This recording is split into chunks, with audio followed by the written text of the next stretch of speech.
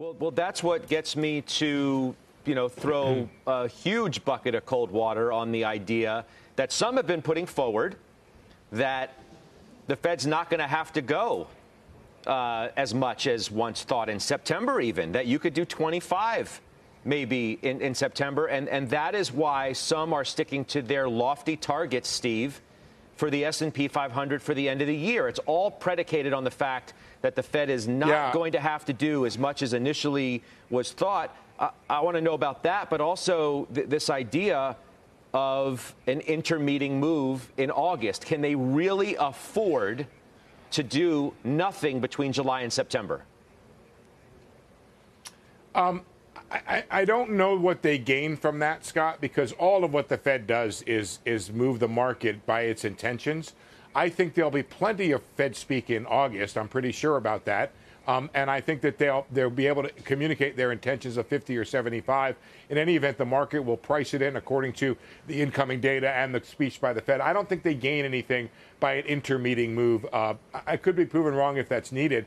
But the other side of the question here, Scott, is, when we start to see some kind of peak in this whole thing, maybe in your younger days, I know in mine, I used to do some mountain climbing.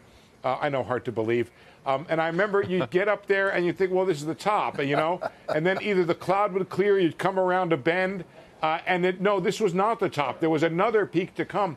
And the trouble is that, earlier when you remember that story was circulating, Scott, about peak inflation a couple months ago, and I leaned about as heavily as I could against that story because I saw the housing inflation coming through, and I saw the shutdown in China coming through, and of course I didn't think we were done processing the increase from Ukraine and the Ukraine war and what's happening with Russia with energy and grain. I'm not sure those three stories have played out yet. Again, quoting Michael Farr, he was right to point out that housing number. So did Joe Terranova. That's 1/3 of your CPI. You tell me, are a lot of houses going to be built that are going to bring down housing prices? Yep. I don't hear any stories about rents going easy. So I'm still, look, I want to be with Jim Cramer on this idea that we've hit peak inflation. And he's absolutely right that those commodity prices are out there. I just think there's a whole lot of other moving parts that give me uncertainty that whether or not we've reached the top of that mountain. So let me ask you this, because this is all that really matters, with all due respect to Jim's perspective and everybody else's on this panel and whoever else has an opinion anywhere. You think that Jay Powell thinks that this is the last hot number?